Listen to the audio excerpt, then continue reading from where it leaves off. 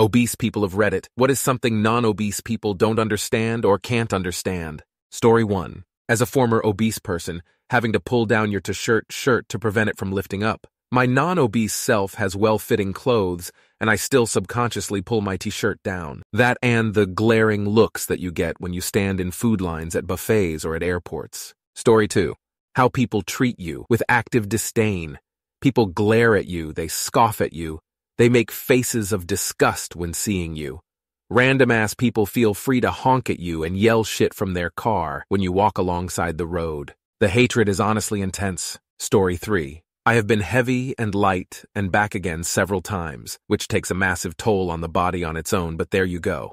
I have always mentally been obese in terms of the space I think I take up in the world. Even at my lightest, which was about 10 pounds north of my ideal weight, I would still check every chair to make sure it's not rickety, still turn sideways to get between things when I didn't need to, still eyeball things like amusement park rides and theater seats, because I thought I wouldn't fit comfortably. Obesity has a huge impact on the body, but also on the mind. It's why they say things to men like, find a fat girl to have sex with, she'll be grateful. It's also a little bit of armor, though. If anyone is going to make fun of me, it's going to be for one thing, being fat. No other insecurities ever get picked on. I'm seen as only being one thing, so I've gotten pretty okay with people pointing it out. Story 4. It is really easy to gain weight over time. You get a sedentary job and you snack occasionally, and in the evening you watch TV or read a book instead of going out. So you weigh 3 pounds more than you did at this time last year. No big deal, right? Now multiply that by 15 years or so. All of a sudden, it is your 40th birthday, and you somehow weigh 50 pounds more than you did in college. It isn't because you always eat 2 boxes of Oreos a night. You just gained a little, year after year. Also, it is a lot harder to lose weight when you are heavy. When I was 25 and thought I had gained a few pounds, I'd start jogging. Pretty soon, I'd be able to run 2 or 3 miles at a shot, and hey, problem solved. Now, I'm older and heavier, and that means I'm a lot more prone to injury. So I try to work out and my knees start hurting, again. Or I aggravate an old foot injury and it gets frustrating. There are workarounds, of course. I can swim and I can lift weights, but it's all harder than it was when I was young. Story 5. How you become expected to be the garbage disposal. Oh hey, there's leftover cake from coworker's birthday thing. We'll take it to fat coworker. They'll eat it. Or the last donut or whatever. And then they get all upset when we say no and are like, it'll go to waste because I'm already fat, so what does it matter, right? Story 6. That for some of us, losing weight is extremely difficult. Some medications can make you excessively hungry. Also, those of us with long-term depression and anxiety issues often use food as a source of comfort. We know it's a poor choice, but in the moment, we don't think of anything but eating something tasty. Having people patronize us actually makes things worse, not better. Story 7. Just because we are obese doesn't mean we can't do physical activity. People don't have to act surprised that we can indeed participate. I've heard this from people when I've gone to play soccer or any other sport. I am not the fittest guy playing, but it doesn't mean that I'm going to die if I run around for a bit. Story 8. How much advice people try to give you. Why eating an apple is so much healthier than eating a cookie, or why it's so dangerous to be overweight. I know you are worried and I appreciate it, and I really do know these things. I'm really trying to keep up with you, but I can't run a mile every day. I can walk at my own pace and cut out the things that I can, but it's not working for me the way that it used to. Story 9. Fat cells don't disappear due to dieting. They just shrink. They plump straight back up again as soon as they can. It takes at least 7 years of lost weight to lose the fat cells, so a successful diet can easily be 10 years in the making even with the best commitment. No wonder diet plans fail. Story 10. I have lost 180 pounds after having a gastric bypass 22 months ago. While the physical changes are awesome, the best thing is that my mind can focus on things other than my weight. I hadn't realized that the thoughts about my weight and food were a constant background chatter. Can I park close enough to the supermarket door that I can get inside without stopping? Or will the cafe have some of the chairs left that I can fit in? And so on, all of the time. So much of that has dropped away, yet I wasn't fully aware that it was clogging my thoughts until it was gone. Like only noticing that your radiators were making a noise once the boiler goes off at night and they fall silent. I am now at peace. Story 11. We know we're fat. Like, trust me, I know. Losing it is harder than it was to gain. I know I just ate, but my body is screaming that it's starving, like down to the lightheaded nausea symptoms of not eating all day even though I ate an hour ago. I know a lot of people think drugs like Ozempic and Wegovy are cheating, but Wegovy has literally changed everything. I can eat a healthy portion of food and be satisfied. Story 12. Fat people wear their pain on the outside. Lots of thin people walking around with major mental illnesses and addictions, but they aren't visible, so they are perceived as normal. We are judged so much more than anyone else with addiction because it's visible. I'm donating my body to the Mayo Clinic with a letter talking about my lifelong struggle with my weight. I hope they can dissect my brain to find the cause and treat it for future generations. Story 13. How painful being alive is. I'm not obese anymore. Last year I was 375-ish lbs. I was obese then. Living is painful. People would tell me to exercise, that I'd get runner's high, that it's easy. No, life is pain at nearly 400 lbs. Everything is so hard. I now weigh about 210 pounds. Life isn't pain anymore. I still hate exercise, but when I exercise, I get tired or exhausted depending on the intensity. I don't get, I want to kill myself, borderline injured. Show your obese friends some kindness. Story 14. How inhuman you feel being obese and how painfully aware of that you are when out in public by the up and down glances from people, the coldness, shortness, and avoidance. Also, unsolicited dieting advice, assumptions after mentioning that you're making lifestyle changes. I've researched fitness, health, and read tons on obesity, metabolic dysfunction. Watched all the TED Talks and YouTube gurus, went vegan, keto, did juicing and fasting, got blood tests and seen doctors/specialists/dietitians. I know a lot, I'm always learning. I've lost over 100 pounds since December, yet people will chime in. Just cut out soda. Just eat less and move more. Duh. Try keto, try bariatric procedures, etc. I never drank soda. Always been a hydro-homie, also seltzer and herbal tea lover. So I really hate when people assume I slurp down a pallet of 2L sodas daily. I always preferred to eat my calories, not drink them. I do eat less now and move more. My sedentary obesity stemmed from unhealed trauma throughout childhood. Bad coping habit of binge eating, severe agoraphobia, have spent years being housebound, former suicide attempts and a toxic relationship. I'm well aware of what my mentality was to be so unhealthy by being so fat. I needed to face that first, and I finally have. I don't expect people to know or care to know any of that. I hated myself far more than anyone ever could anyway. Story 15. How hard it is to actually lose weight.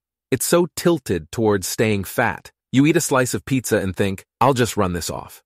But then you do the math and it turns out that pizza that took you 3 minutes to eat means you now need to run for 40 minutes. Then there's weight training, which you should do because better muscles burn fat better. But after 2 jobs and 2 kids and errands and chores, by the time you have to actually go to the gym, you are way too exhausted and just want to veg on the couch. And then even if you do lose the weight, you are doomed to a life of constant vigilance. Because even if you slip for a bit, your old habits and emotions come back to you like a train. Food addiction is real. Story 16. I doubt anyone will see this, but I'll give it a shot anyway. What you don't understand is that for many of us, this is a real disease and not some failure of character. I wouldn't have accepted that statement a year ago, but as someone who was 406 lbs plus last April and is now 268 and falling, I have a radically different perspective. I've been big nearly my whole life. I'm 45 today. Last year at New Year's, I decided to just give up. I've tried diets, going to the gym nonstop, hypnosis really, medically supervised high-risk medications, etc. Through all of it, if I lost anything at all, it came right back. Then my doctor told me about a new class of drugs and I brushed it off but decided why not. The day after my first dose, I made a meal and got about 1/3 of the way through it and felt full. It was a very odd feeling because I'm here to tell you I don't think I've felt full since I was a teenager. I stopped constantly thinking about food, what I would have for my next meal. I stopped snacking so much. I started getting mobility back that I'd written off as gone forever. Did I suddenly develop willpower out of nowhere? Did I get a new sense of personal responsibility? No, to both. The chemical triggers for hunger my body had been massively overproducing for decades were greatly diminished. Suddenly, dieting was a real possibility. I didn't stop getting hungry. I just suddenly knew when I had had enough and stopped eating. Since then, I've been swimming, biking, working a punching bag, and feeling better than I have in my entire adult life. My entire relationship with food changed because the physical defect I have is finally able to be medically managed. I have to tell you, If I'd had the metabolism most people are born with, I'd have been out enjoying all of the physical activities I am now for decades. Losing weight is still hard work, but I've always done the hard work. It's just finally accomplishing something for the first time. There's never been an ounce of lazy in me. I have a great career I've had to work very hard for and a loving home. Until now, though, I've had an unmanaged medical condition. I don't go announcing it everywhere, but I'm quite open about how I've been losing weight to those who have asked. You can see the, "Oh, you're cheating" judgment wash across some faces while they congratulate you and walk off. Would you accuse someone with cancer of cheating for taking an effective medication? If you get a giant cut and go and get stitches, does society look at you and say, "Well, you really could have just held the skin together and healed yourself"? The science is settled. A significant amount of obesity is induced by a legitimate physical problem, not weak-willed laziness. Sure, those people exist, but they're not as common as you've been led to believe. I'm the same person I always have been. The rest of the world can just see it now. Story 17. I am in pretty good shape, but I used to be obese. I was almost 300 pounds at one point. One can't expect others to embrace obese persons with the same level of attraction or positive affect as typical persons. However, one thing that everyone should understand is that people usually become overweight because they have an emotional relationship to food. Their dietary habits consist of irregular eating and eating as a form of meditation. It feels incredibly calming and enthralling at times to gorge yourself on food. Every thrust of your tongue and crunch of your teeth becomes enjoyable and almost addictive. Think of a bodybuilder honing and focusing on the pump their biceps get, or the moment when they're in the middle of contracting a huge weight and feeling the stretch and bodily stress of that contraction. Every part of that lifestyle deeply enmeshed within your psyche, and the best part of it is that it's a lot easier than everything else that life throws at you. Story 18. Was obese, 340, and lost 120 pounds and got really strong. That we don't want to be obese. It's not something someone who has never been obese would understand. My addiction to food and emotional eating absolutely took over my life. That people treat you differently. I have a level of disdain for people I'm close to that completely changed the way they spoke to me, spoke about me, or the general interest they showed in me after I got into shape. It's so shitty. Then the real kicker is, you actually start to tie your self-worth into your weight because of it. That pressure almost always results in relapses and weight gain, then more massive depression. Clothes don't fit, to be fair. I'm 6'4" with wide shoulders, so nothing fits no matter what weight I'm at. However, being obese was constantly an issue with clothes. I was super uncomfortable, and would often wear the same 3 or so t-shirts everywhere. I literally wore 5 different shirts out of the house for a full year. I felt humiliated, but they were the only ones I felt somewhat comfortable in. Washing clothes sucked because they'd tighten up. Eating in a booth fucking sucks. There were so many places where I couldn't fit in a booth. It's fucking depressing to ask for a table just for that reason. Either that, or be horribly uncomfortable and embarrassed the entire meal. Asterisk to all obese individuals starting to lose weight. Keep your 4XL shirts and pants. When I lost the 120 lbs, about 60 pounds in, I was more depressed than I was when I started. It was so hard. I'll never forget it. The caloric deficit can do that to you. The one thing that helped the most was that I kept the giant shirts I used to have to wear. I put one on one night where I was at rock bottom and ready to give up. It was like a dress. I could not see my progress in the mirror. I was just so used to hating the sight of myself that I couldn't trust my own judgment of my progress. But seeing that fucking shirt and how it was almost comically big helped me so much. Keep that shit. It quote S a reminder of where you came from. Story 19. We are aware we are obese/overweight. You don't need to point it out. You don't need to help. Most of us know how to lose weight, but our brains sabotage us. Some of us are trying to be healthier, but something gets in the way. I am right now 360. Second time I have been about that weight. At one point I got down to 225. Looked in the mirror and still saw the same fat dude there every morning. Weight loss has to come with the mental as well. Story 20. I've been some flavor of obese or overweight my whole entire life. The best I have ever felt was when I just accepted it and stopped making weight loss/dieting/exercise a life goal. I eat like I want to. I move when I want to. I wear what I want to. I exist in the world how and when I want to. Sure, I used to bike everywhere and have much better stamina and was smaller than I am now, Did that make people treat me better? No. I still had people honking or screaming obscenities at me when I crossed the street. Sure, there was a time in my life when I used to eat a lot less and look hotter, but was I happier? No. I was a raging alcoholic that would spend money on beer and not food. I was smaller because I was miserable. The best I feel mentally and emotionally is when I forced myself to stop caring. I have ADHD. I have anxiety and depression. I have suicidal ideation. I have financial issues. I accept that I'm fat, and see now the only reason I have ever had a problem with it is because other people told me that I should. It's so much more peaceful to just stop, get off the ride. Sure, people will wring their hands about my health or whatever, but fuck them. It has never been about health. My focus is other aspects of my physical health and my mental health, and I'm sure many people will never understand how that can be an option and have it be a health choice. Conceptualizing my size as anything other than the shape of my body, just like my hair is thick and my eyes are green, has been the best decision I ever made for myself. Story 21. It's not really about willpower. Most obese folks have lost more weight than you've ever carried during diets over the years.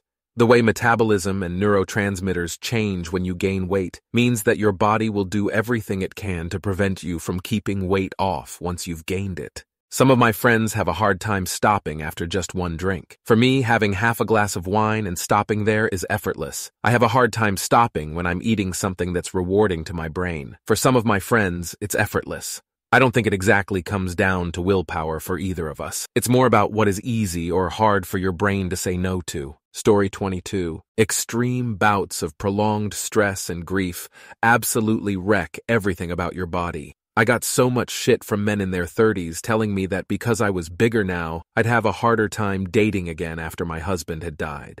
Well, no shit. Sherlock, my husband, had died. I wasn't interested in anything except alcohol, edibles, and binging whatever closest Mexican restaurant menu I could. I'm no longer interested in working out, no longer interested in impressing people. My vanity does hate the smirking looks that most thin and naturally beautiful women give me in passing, knowing that they're better than me. I struggle greatly, knowing that they've never experienced something as heartbreaking as being a childless widow in their late 20s. And I get exceptionally angry that I've allowed myself to become someone they can and will look down on. But the grief and stress have made me just uncaring. I'm fat now. So what? It doesn't get better. At least that's how it feels. All the online discourse of how being fat isn't normal will never inspire me to lose weight. It won't inspire any of us. I guess the point of this comment is that thin people just wouldn't understand jack shit about how it feels to have your physiology changed by life absolutely kicking you in the ass. And because my genetics suck, there's nothing to be done. Story 23. People always just tell you to exercise more and eat less. And I often want to strangle people who tell me to exercise more. It's because I already exercise 7 days a week, 3 to 4 hours per day. Was the fastest short-distance female runner in school and represented school in 3 different sports, athletics, judo, and basketball. This means intensive training. On top of this, I play soccer daily after school and inline skate weekends, and score straight A's in all fitness tests. What I mean by fitness test is they test you on long-distance speed, short-distance speed, number of sits-up and pull-ups you can do, etc., and how far you can jump. Obviously, scoring A means the toughest scores to reach and takes training to get there. Basically, my teachers who already know I maxed out my exercise activities will still keep being bothered by my overweight and keep telling me to just stop eating too. It's because we had compulsory fat camp in school, and I qualified for fat camp, and the teachers was embarrassed that their fastest female runner is fat, BMI, overweight, and about 40 lbs fatter than most girls my age. I ran 100 m in 13 secs, was the best in my school back then. It was fucking frustrating my whole life that just because I was fat, I kept being told that I didn't work hard enough on the exercise part. And then I would go home to parents and relatives who keep asking me, "Why are you so fat when you exercise so much?" That always made me cry nonstop. And I thought they were all so cruel about it. I was always so embarrassed to go for my nationals, especially for athletics, because all the girls were stick thin. My thighs were like elephant 3 times larger, and girls would look at me like WTF was I doing at nationals? It was downright humiliating and embarrassing, and I got forced to go even though I declined. I got threatened to take off the b-ball team if I don't step up and represent school in athletics. I feel better in b-ball because you got these tall girls. who are larger by default of being tall, bigger bones and all. But in athletics, everyone was stick thin, and I feel I look like I don't belong there. Recently, my uncle scoffed in disbelief that I do trail runs and conquered a few mountains I mentioned. It's because of my weight. I get this all the time. It's like all that matters is that you were fat. None of these guys cared about my health. Story 24. I am no longer obese but was till I was 30. I lost a little over 100 pounds and have kept it off 12 years with some fluctuations up to 25 pounds before losing it again. It's a lifelong struggle. An addict can stop doing drugs, drinking, sex, etc. You can't live without food. Education is severely lacking for most people. I don't mean understanding root cause of why someone is overweight necessarily either. It took modern medicine a while to figure out all the shit that is wrong with me that lets me gain weight eating how my dad did with him being very muscular and thin. You often aren't getting fatter just by eating more than normal when you are fat. You are usually eating the number of calories your body says it needs to feel full. Being large does not mean you are lazy, that you lack self-control, or that you are open to feedback about your weight. Obese people should be a protected class. Although I realize that doesn't actually prevent discrimination from people, it would at least stop people from being adversely impacted monetarily at work for being overweight because of the stigma attached. No matter how much weight you lose, it's never good enough for yourself if you were made fun of most of your life for it. You've seen lots of people go to FAR, and everyone starts asking their family, "Is everything okay?" I'm personally okay medically, but I still check furniture, take looks the wrong way, and generally have a chip on my shoulder from years of verbal abuse. When we make fun of our weight, it's usually to beat you to the punch. No matter if you are self-deprecating, you are never okay with mean-spirited jokes at your expense, no matter the circumstances. In general, just be nice to us. You make fun of people who have an addiction. You make fun of people with diseases that make them shake, lose their hair, or have another physical reaction. Why is it okay for you to make fun of my physical appearance without knowing anything about why I look the way I do?